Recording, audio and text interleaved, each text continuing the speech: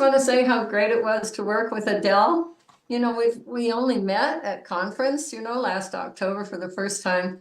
It's so fun to see everybody on Hollywood Squares, but so much funner if you can actually hug people. We got to do that and share a few laughs. And we actually worked kind of hard to make sure that this was perfect for you guys tonight. So I don't, it's called Atomic Habits, right? So I seem to have a habit of volunteering for this kind of stuff. Adele, you started it, and then I waited around to see if somebody else would say, yeah, sure, I'll volunteer. Nobody did, so we did this together, and we hope you enjoy what we came up with. We had fun. So bear with us because we did this in a PowerPoint. So we haven't done one of these in a while. Okay. So we're gonna alternate. Adele's gonna go first, and then I'll go, and then she'll go, and then I'll end it up. All righty. Atomic Habits. This is a fabulous book, and both Sunshower and I have talked about it. We've really enjoyed what we've read, and we enjoyed putting this together for y'all. I'm going to do parts of it, and then Sunshower is going to do it, just like she mentioned. The book was written by James Clear, and James was accidentally hit by a baseball bat in high school and suffered from a severe brain injury. His body shut down, he went into a coma, and his dream of playing professional baseball was shattered. But despite all of this, James believed he could become a great player. He knew that if things were going to improve, he was the only one responsible for making them happen. In college, he created good sleep, study, and strength training habits. He got his confidence back and was selected as top athlete at Denison U and named to the ESPN Academic All-American team. This showed James what good, tiny habits could do. Atomic, an extremely small amount of a thing, the single irreducible unit of a larger system, the source of immense energy. And the word habit, a routine or practice performed regularly on an automatic response to a specific situation. Chapter 1 is the surprising power of atomic habits. Habits are the compound interest of self-improvement. Robin's mentioned this a few times, the 1% rule. Good or bad, small habits compound over time. For example, if you can get just 1% better each day, you'll end up with results that are nearly 37 times better after 1 year. Good habits make time your ally. Bad habits make time your enemy. To understand the 1% rule, let's consider the British cycling team. After 100 years of mediocre competition, they had never won the Tour de France. They hired a new performance director who changed everything with many tiny improvements. He broke down every detail that goes into riding a bicycle, improved it by 1%, and got a significant increase when they were all put together.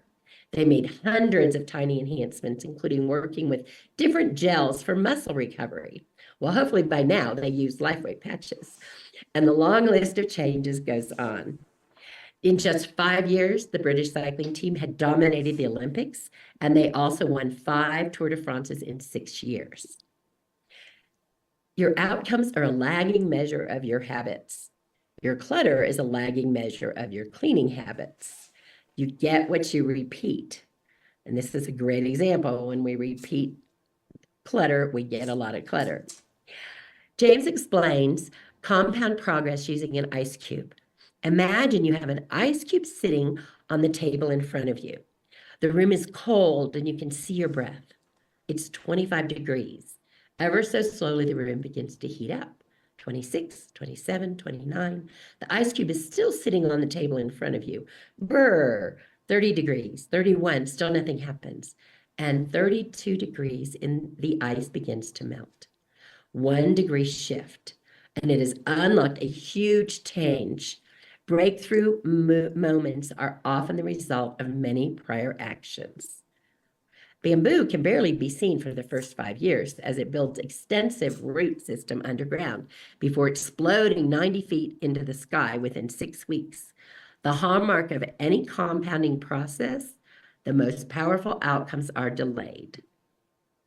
If you find yourself struggling to build a good habit or break a bad one, it's not because you've lost your ability to improve.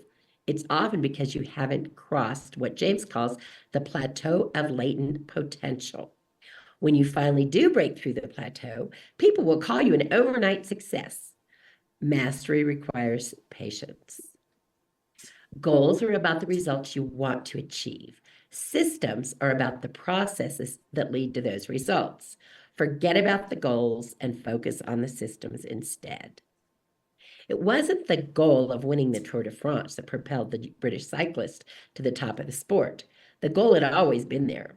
It was only when they implemented a system of small improvements that they achieved a different outcome. The systems of atomic habits are the building blocks of remarkable results. Focus on the overall system rather than one single goal.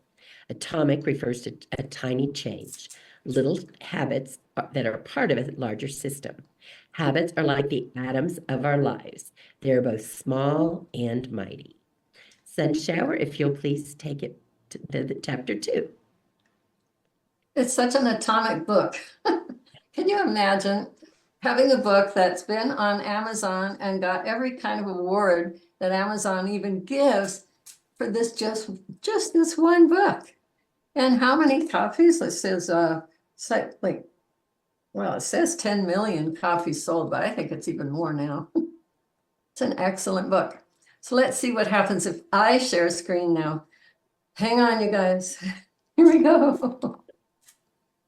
Aha. Can you see Perfect. it? Yes. Okay. Aha.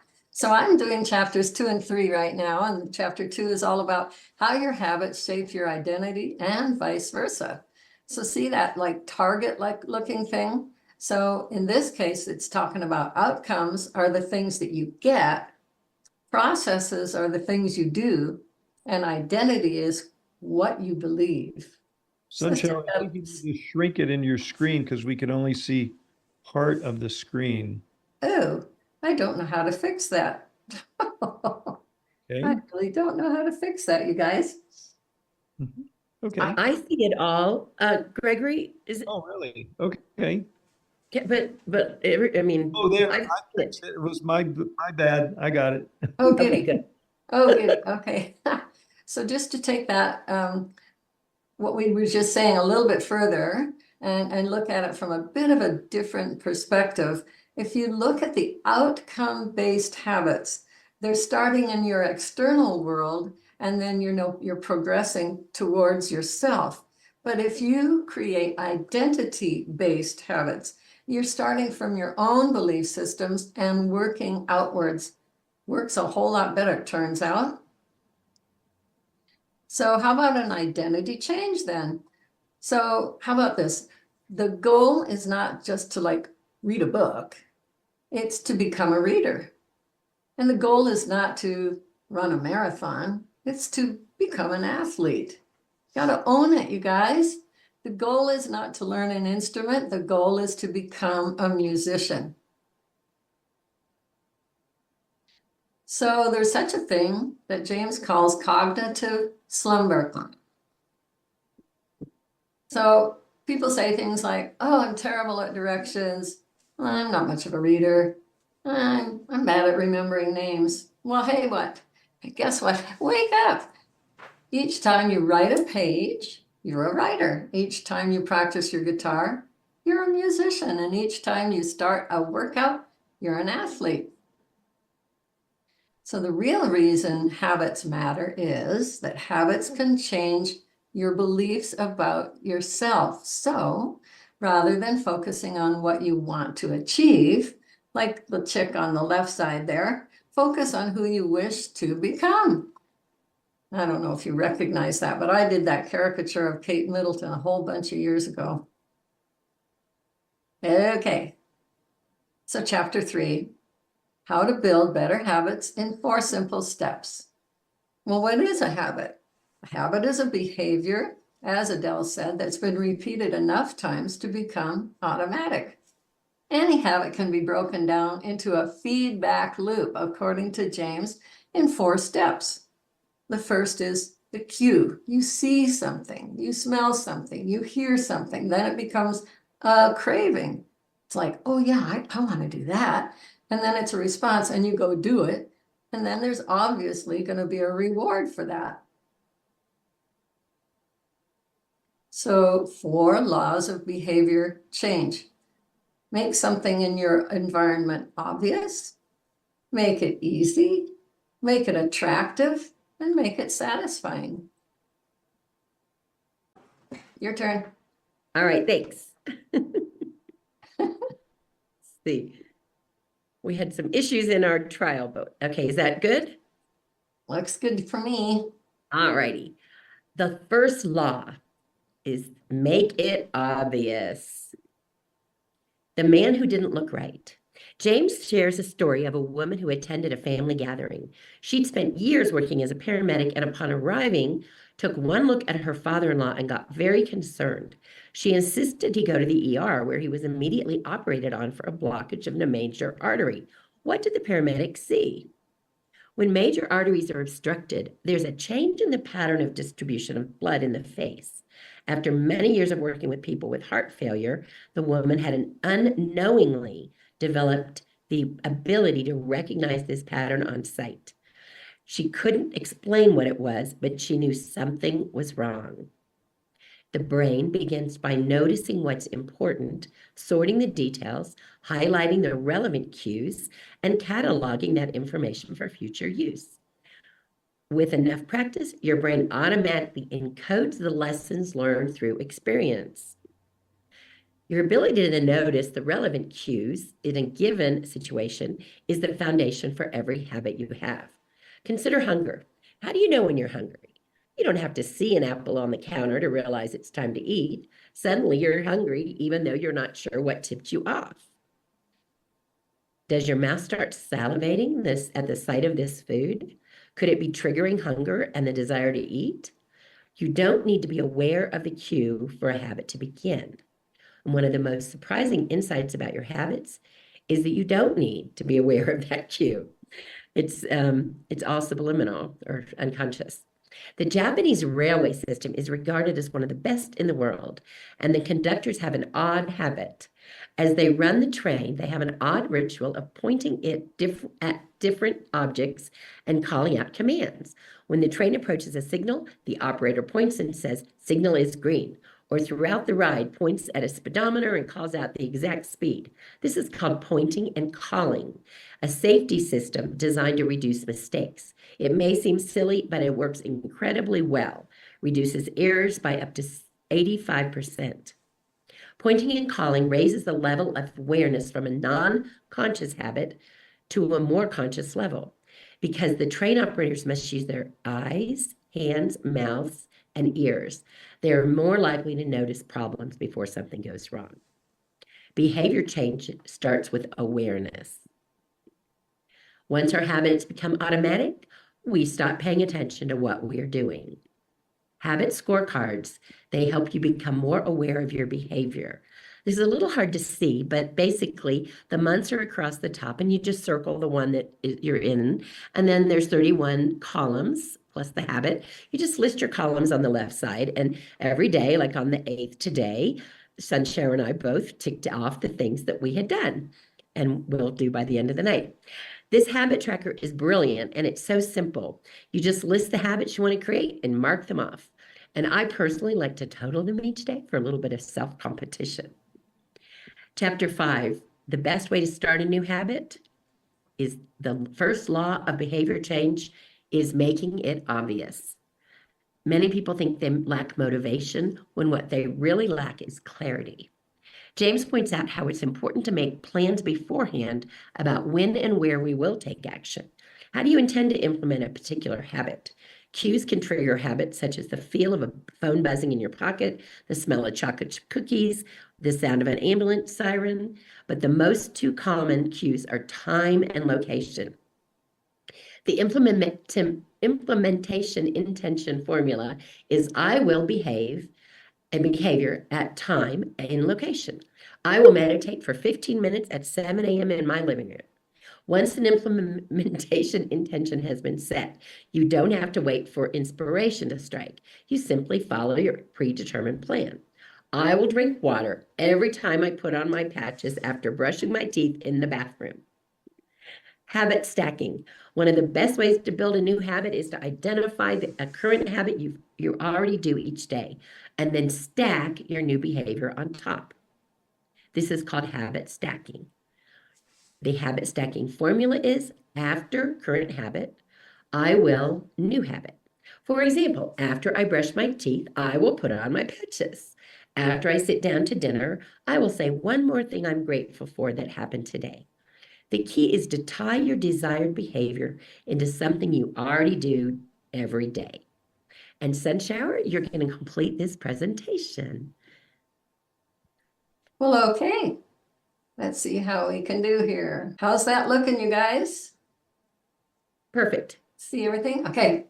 Mhm. So we're doing now chapters 6 and 7, and then we'll wrap it up. So chapter 6 says motivation is overrated. Environment often matters more. I think the answer to that is it always matters more. So small changes in context can lead to large changes in behavior over time.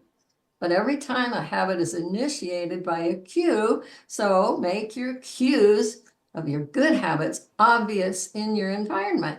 Then your habits become associated with a single trigger. Thus, the context becomes the cue. Let's look into that a little deeper.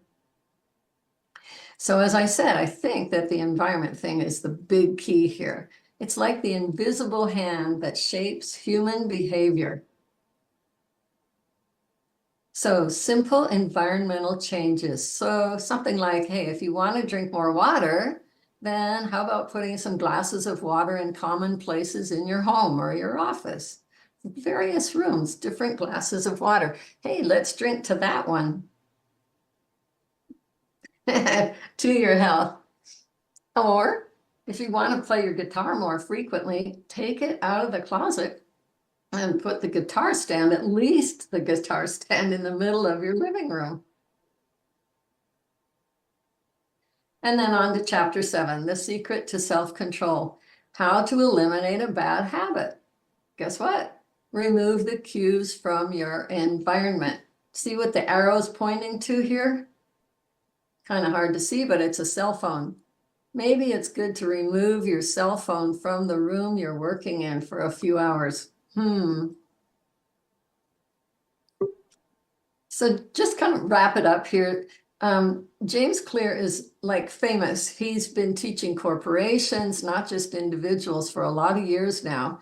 And if you buy his book, I guess on Amazon, is this correct, Adele? Then he offers you 5 bonuses, including like the news, the weekly newsletter. I'm already getting that. It's really good. And a few others like, well, what you see here, the habit tracker, reminds me of our health tracker. Well, now there's a habit I need to create. Use that thing every day. And I think, weren't you going to put the live link in our chat, Adele? Oh, yes, I will do that right now. Okay. Thank you, Sunshower. Yeah, I think that's it. Yep. So we've wrapped it up. Oh my, what a wonderful job. That is beautiful. Nice slides, nice presentation, and the content. Oh my gosh, now I understand the atomic habit. Thanks for pulling so many loose pieces together. It became so much more clear. Thank you, Mr. James Clear. Indeed. We used that word a lot while we were preparing for this presentation. Now, how can we make this clearer? Clearer. Yeah.